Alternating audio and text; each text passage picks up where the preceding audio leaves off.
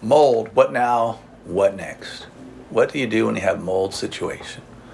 I've mentioned it many times before. Identify the source of where you have mold, whether it's coming from outside sprinklers, poor drainage, lack of rain gutters, you have potted plants outside, cracks in your exterior cladding, holes, penetrations in your stucco, or you have a leak internally, such as your water heater or your supply line.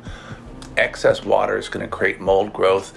Moisture mapping is going to tell you if you have a problem with mold because you're going to have moisture. Elevated moisture above 20% is going to support mold growth. You want to bring that moisture down to 16%, preferably to get a passing grade or a clearance from a third-party IEP, indoor environmental professional. However, if the mold is a small area, less than a couple feet, you could do source containment, which is to cut it out very gently, not making much dust, if any, and bag it. That's source containment.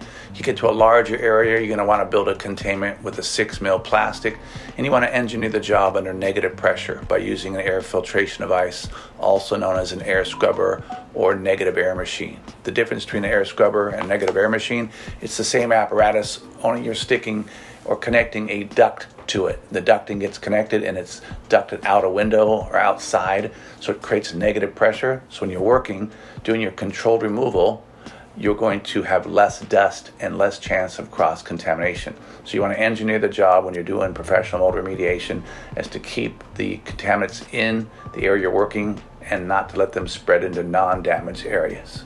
Okay.